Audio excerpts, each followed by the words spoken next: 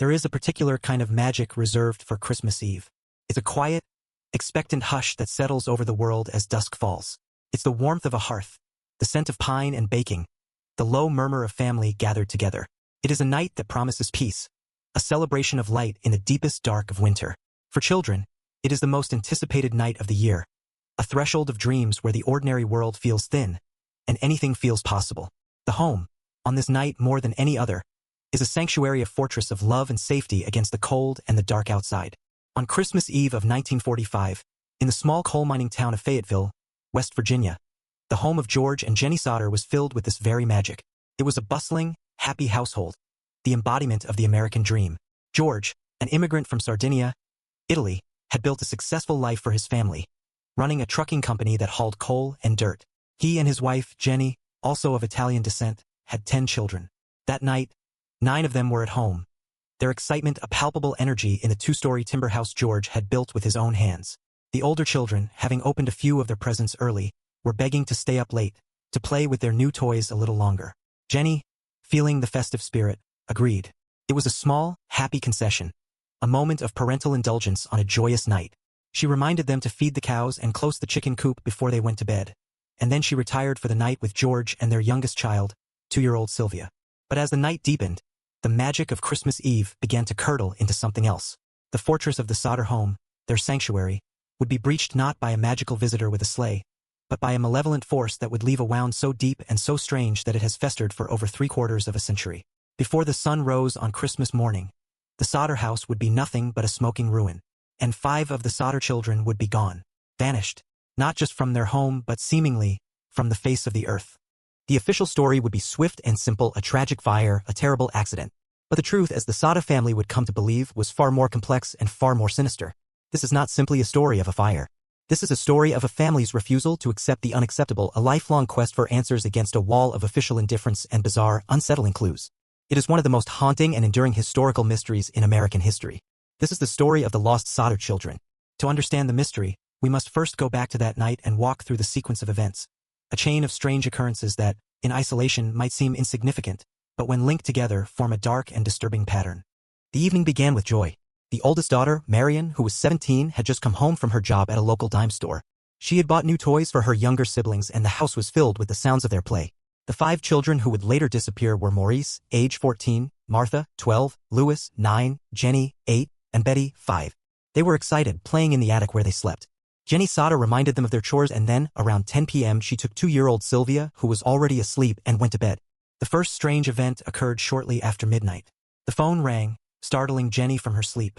She went downstairs to answer it. On the other end of the line was a woman whose voice she didn't recognize, asking for a name she didn't know. Jenny told the woman she had the wrong number. As she hung up, she could hear the clinking of glasses and strange, loud laughter in the background, as if from a party. It was odd, but she dismissed it and started to head back to bed. On her way, she noticed something else that was unusual. The lights downstairs were still on and the front door was unlocked. This was strange because the children were always diligent about turning off the lights and locking up when they were the last ones to go to sleep. She also saw her daughter Marion asleep on the living room couch. Assuming the other children were all in their beds in the attic, Jenny turned off the lights, locked the door, and returned to her bedroom, falling back into a fitful sleep. The second strange event happened about an hour later, around 1 a.m. Jenny was jolted awake again, this time by a loud sound. It was a sharp, hard thump on the roof of the house, followed by a rolling sound as if something heavy had been thrown up there and then rolled down. She listened, but the sound was not repeated. Thinking little of it, she drifted back to sleep one last time. Only 30 minutes later, she woke up for the third and final time. This time, it was to the smell of smoke. The house was on fire. George's office, a small room on the main floor, was ablaze. Panic set in. Jenny and George screamed for the children and scrambled out of their bedroom. They were able to grab their youngest, Sylvia. George Jr., who was 16, and John, 23, who were sleeping downstairs, were also woken by their parents' screams and escaped the inferno. Marion, who had been sleeping on the couch, also made it out safely. The 4 older children and their parents stood shivering in the freezing night air, watching in horror as the flames devoured their home. And then came the horrifying, sickening realization: 5 of their children were not with them.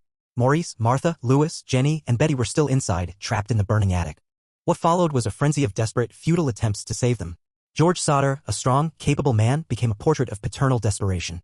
He ran to the front door, but the heat and flames were an impassable wall. He ran around the house, intending to climb to the attic window from the outside. He broke the window with his bare arm, slicing it open in the process, but he couldn't see or hear anything through the thick, black smoke.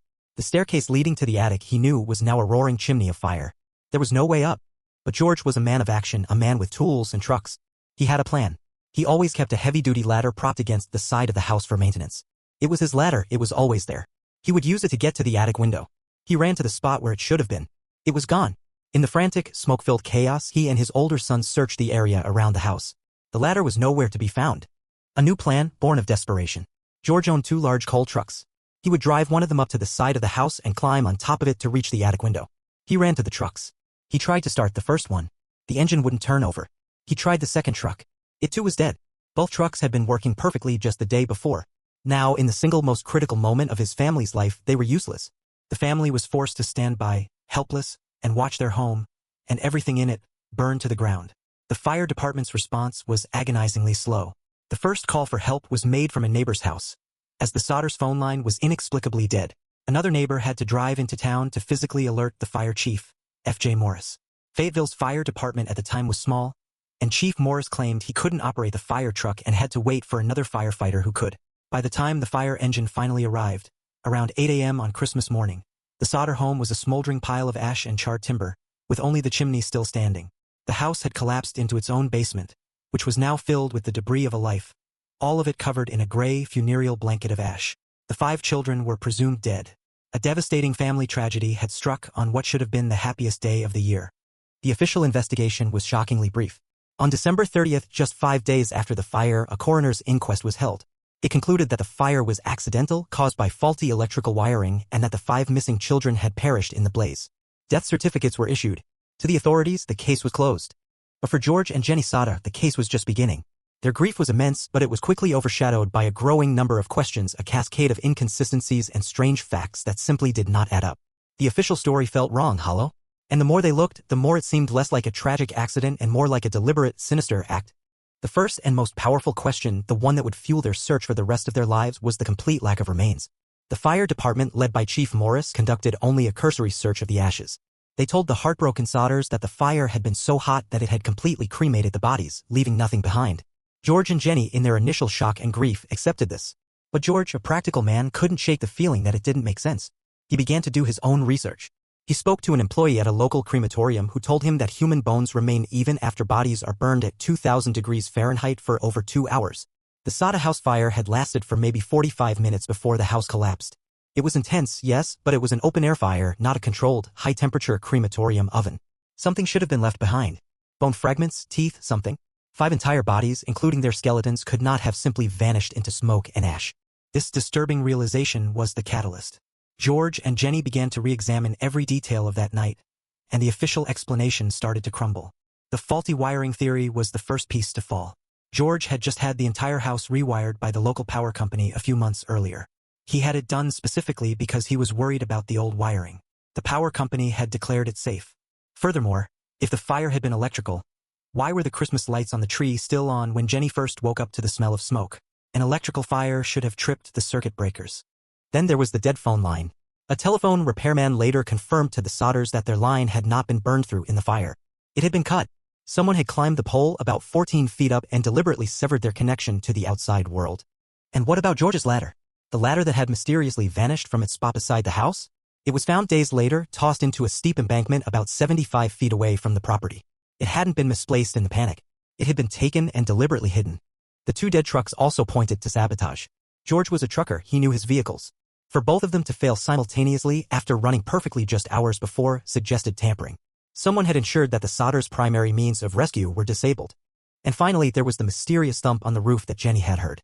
After the snow melted in the spring, Jenny was tending to a small garden she had started on the site of her home, a memorial to her children. There, in the brush, she found a small, hard, dark green rubber object. It looked like a pineapple-style hand grenade or a firebomb. This, she believed, was the source of the sound she had heard. It suggested the fire was not an accident at all, but an act of arson. As these pieces fell into place, a horrifying picture began to form. This was not an accident. This was a planned attack. Someone had cut their phone line, stolen their ladder, disabled their trucks, and thrown an incendiary device onto their roof. The fire was a diversion. The children, they began to believe, had not died in the fire at all. They had been kidnapped. But who would do such a thing? And why? The motive, George believed, lay in his own outspoken identity. As an Italian immigrant, he held strong and very public anti-Mussolini views. He often got into heated political arguments with other members of the Italian-American community in Fayetteville, many of whom did not share his critical stance on the fascist dictator. He had made enemies. This belief was chillingly substantiated by a specific memory. A few months before the fire, a man had come to the Sodder house trying to sell them life insurance. George declined. The man became enraged. "Your goddamn house is going up in smoke," he snarled. "And your children are going to be destroyed. You're going to be paid for the dirty remarks you have been making about Mussolini." The man was also, as it turned out, a member of the coroner's jury that had ruled the fire an accident. Another strange encounter came to mind. A different man, supposedly looking for hauling work, had come to the house.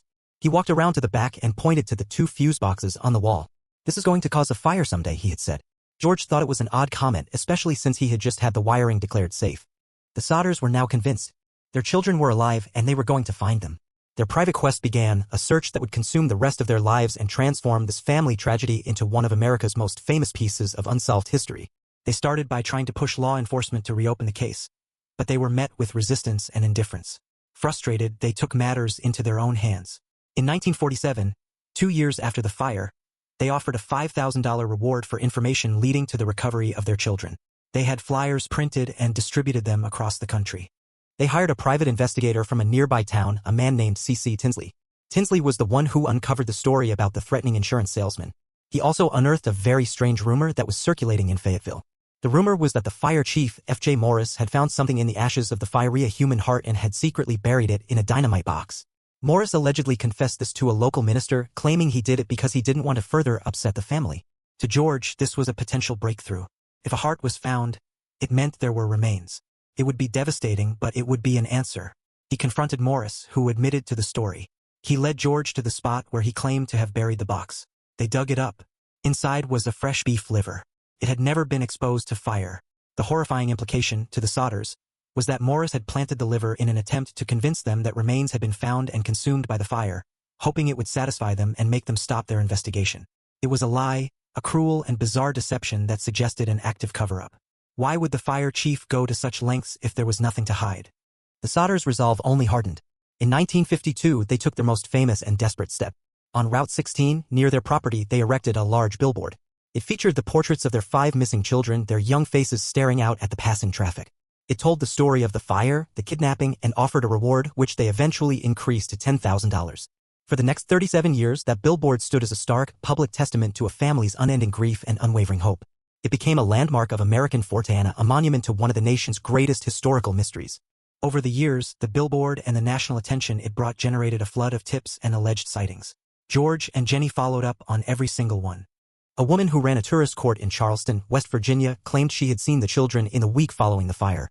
She said they were accompanied by 2 men and 2 women, all of Italian extraction, who seemed to be keeping the children from speaking to anyone. A woman in St. Louis wrote to the Sodders claiming that their oldest missing daughter, Martha, was living in a convent there. George drove to St. Louis to investigate, but the Mother Superior at the convent denied that any girl matching Martha's description was there. A patron at a Texas bar overheard an incriminating conversation between 2 men bragging about a fire that had happened on Christmas Eve in West Virginia years earlier. None of these leads ever resulted in concrete answers. They were fleeting glimpses, whispers in the dark that only deepened the mystery and fueled the Sodders' hope. Then, in 1967, more than 2 decades after the fire, they received the most tantalizing and heartbreaking clue of all. A letter arrived in their mailbox, postmarked from Central City, Kentucky. It had no return address. Inside was a photograph of a young man in his late 20s or early 30s. He had dark, curly hair and dark eyes. His features bore a striking, undeniable resemblance to their son Louis, who would have been around that age. On the back of the photograph, a cryptic message was handwritten. Louis Sodder. I love brother Frankie. Little boys. A 90132 or 35-inch. The family was electrified. It was him.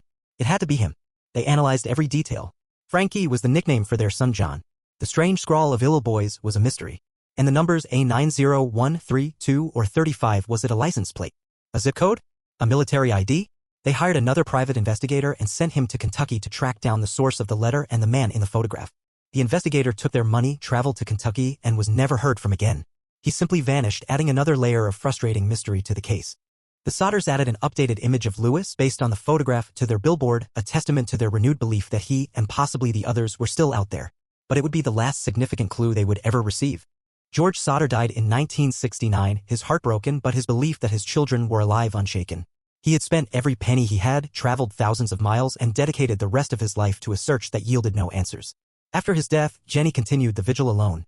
For the rest of her life, she wore black, a symbol of her mourning. She maintained the memorial garden on the site where their home once stood, tending to the flowers, a silent sentinel waiting for children who never came home. The remaining Sodder children and their own families continued the search, but with less intensity as the years wore on. Jenny Sodder passed away in 1989. Shortly after her death, the now weathered and weary billboard, which had stood as a symbol of hope for so long, was finally taken down. The last public marker of the search was gone, but the mystery itself remained, as potent and unanswered as ever. So what truly happened to the Sodder children on that cold Christmas night in 1945? The theories remain starkly divided, a chasm between official explanation and a family's deep-seated conviction. Theory 1 is the official story, a tragic accident. The children died in the fire and their bodies were completely consumed by the flames. The strange events, the cut phone line, the missing ladder, the dead trucks were all just a string of bizarre, unrelated coincidences. The threatening insurance salesman was just a disgruntled bully. The sightings were cases of mistaken identity. And the Lewis photograph was a cruel, elaborate hoax designed to prey on a grieving family. This theory is neat and tidy, but it requires one to ignore a mountain of contradictory evidence and strange circumstances. It requires you to believe that 5 human skeletons can simply turn to dust in a 45-minute house fire. Theory 2 is the one held by the Sodder family and by many who have studied the case, abduction and arson. In this scenario, someone likely connected to the local mafia or motivated by George's anti-Mussolini sentiments planned a revenge attack. They incapacitated the family's ability to call for help or rescue their children. Then one of the older children, perhaps Maurice or Martha, was coerced or tricked into letting the kidnappers into the house. The children were removed from the home before the fire was set. The blaze was nothing more than a cover, a means to destroy the evidence and make it appear as though the children had died. They were then spirited away, perhaps to another part of the country, and raised under new identities. This theory explains almost all the strange events of that night and the complete lack of remains. But it raises its own difficult questions. How could 5 children be quietly removed from a house without waking anyone? And if they were alive, why did none of them ever try to contact their family, especially after the case gained national attention? Was the Lewis photograph a genuine, risky attempt to reach out? The story of the Sodder children is more than just an unsolved case. It is a profound family tragedy that speaks to the deepest fears of any parent. It is about the unbearable pain of not knowing, a limbo of grief that is arguably worse than the certainty of death. It is a story of incredible love and perseverance, of a mother and father who refused to let the world forget their lost children. It stands as a chilling monument in the landscape of American unsolved history, a question mark that has been etched into the public consciousness for decades. The youngest Sodder child, Sylvia, who was just 2 years old on the night of the fire and the only one of the children still living, has carried this mystery her entire life. She grew up in the shadow of the billboard, in a house of grief and unanswered questions. She continues to believe, as her parents did, that her siblings were taken that night and did not die in the fire. The search, for her, has never truly ended. What do you believe happened on that Christmas Eve in 1945? Was it a cascade of tragic coincidences or a sinister plot born of hatred? What about the Lewis Sodder photograph, a genuine clue from a long-lost brother or a heartless prank? The beauty and the horror of the story is that after all these years, you can still look at the evidence and find yourself pulled in both directions. Thank you for joining me in exploring the haunting mystery of the lost Sodder children. If you have theories or thoughts you'd like to share, please leave them in the comments below. The conversation is how we keep these stories and the memories of those they concern alive. If you find these deep dives into the unknown compelling, please consider subscribing for more journeys into the world's most enduring mysteries. Until next time, hold your loved ones close and never stop asking questions.